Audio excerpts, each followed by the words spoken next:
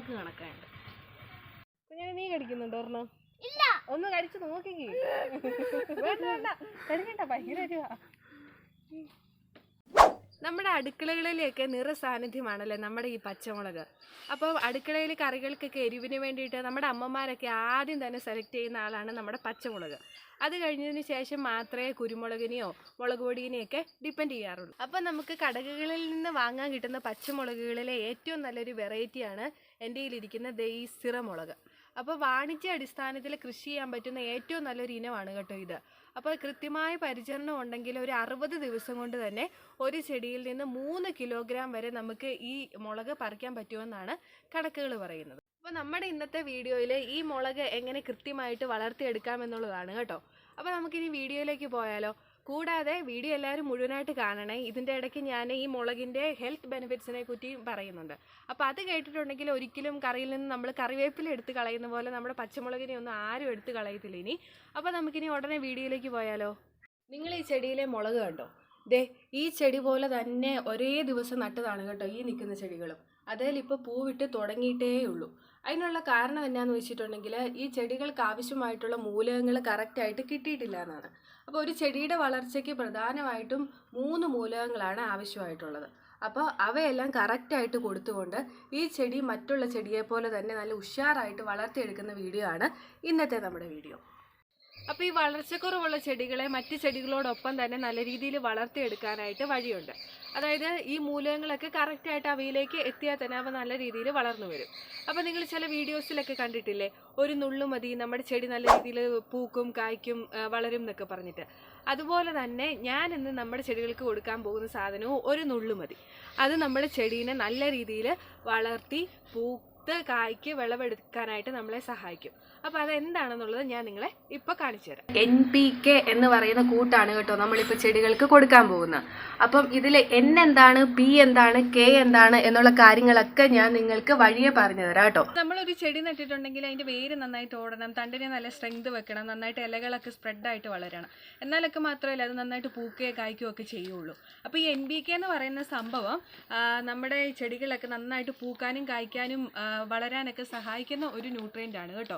നമ്മളിപ്പോൾ നോർമലി കൊടുക്കുന്ന ചാണകപ്പൊടി, എല്ലുപൊടി, വേപ്പിൻ പിണ്ണാക്കിലുള്ള സംഭവങ്ങളൊക്കെ തന്നെയാണ് NPKയിലും ഉള്ളത്. പക്ഷേ NPKയുടെ പ്രത്യേകത എന്ന് വെച്ചിട്ടുണ്ടെങ്കിൽ ഈ കമ്പോണൻസ് എല്ലാം വളരെ കൃത്യ അനുപാതത്തിൽ ചേർന്നിരിക്കുന്നു എന്നുള്ളതാണ്. ദേ എൻ്റെ കയ്യിൽ ഈ കാണുന്ന പിങ്ക് നിറത്തിൽ ഉപ്പുപൊടി പോലെ തോന്നുന്ന സാധനമാണ് കേട്ടോ നമ്മുടെ NPK. NPK എന്ന് വെച്ചാൽ നൈട്രജൻ, ഫോസ്ഫറസ്, പൊട്ടാസ്യം. ഇവ മൂന്നിനും വ്യത്യസ്തമായിട്ടുള്ള ധർമ്മങ്ങളാണ് ഉള്ളത്. അതിൽ നൈട്രജൻ വന്നിട്ട് ചെടികളുടെ ഇല നല്ല ബുഷിയായിട്ടും നല്ല കരുത്തോടുകൂടി വളരാനും അതോടൊപ്പം തന്നെ കായ്കളും പഴങ്ങളൊക്കെ ഉണ്ടാകാൻ സഹായിക്കുന്ന ഒരു മൂലകമാണ്. അടുത്തത് വന്നിട്ട് ഫോസ്ഫറസ്. അത് ചെടികളുടെ വേരുകൾ നല്ല ശക്തിയോടുകൂടി വളരാനും നല്ല വേരോട്ടത്തിന് സഹായിക്കുന്നുണ്ട്.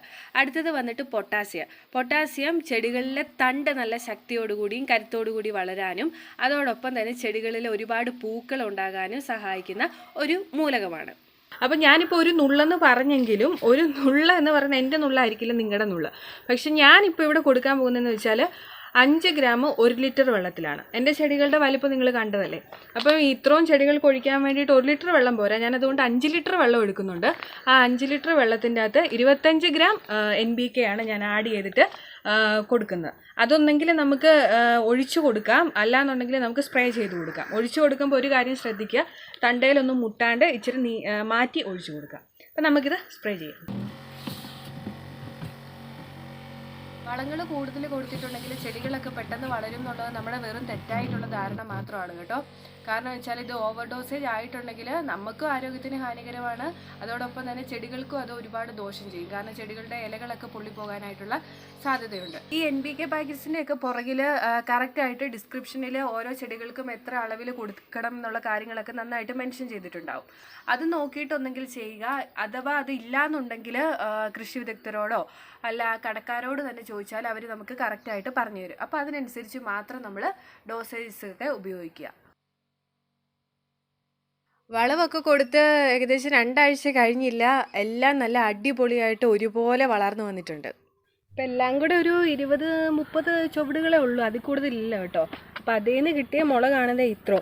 ഇപ്പം ഇങ്ങനത്തെ പച്ചമുളകൊക്കെ കടകളിൽ വരവ് കുറവാണ്. ഇപ്പം ഉണ്ടമുളക് പോലത്തെ ചെറിയ മുളകൊക്കെയാണ് വരുന്നത്.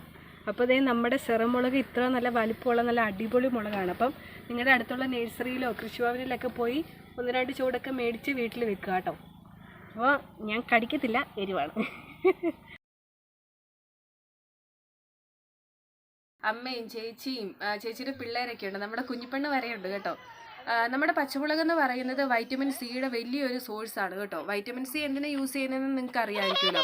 നമ്മുടെ സ്കിന്നൊക്കെ ഗ്ലോ ചെയ്യാനായിട്ട് സഹായിക്കുന്ന ഒരു ഘടകമാണ്. പിന്നെ ഇതിൽ നാരുകളൊക്കെ കൂടുതലുള്ളത് കൊണ്ട് തന്നെ നമ്മുടെ ദഹന പ്രക്രിയ ഇത് എളുപ്പമാക്കുന്നുണ്ട്.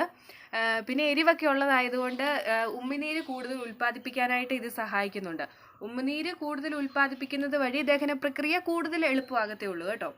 പിന്നെ ഏറ്റവും നല്ലൊരു ബെനിഫിറ്റാണ് അമിത വണ്ണം ഉള്ളവർക്ക് ഇത് വണ്ണം കുറയാനായിട്ട് യൂസ് ചെയ്യാൻ പറ്റുന്നുള്ളത്. അപ്പോൾ നമ്മൾ ഈ കടകളിൽ നിന്ന് വാങ്ങുന്ന ഈ പച്ചമുളകൊക്കെ എന്തുമാത്രം കെമിക്കൽ ട്രീറ്റ്മെൻറ്റ്സുകൾക്കൊടുവിലാണ് നമ്മുടെ കയ്യിലേക്ക് എത്തുന്നതെന്നുള്ളത് നിങ്ങൾക്ക് അറിയാമായിരിക്കുമല്ലോ.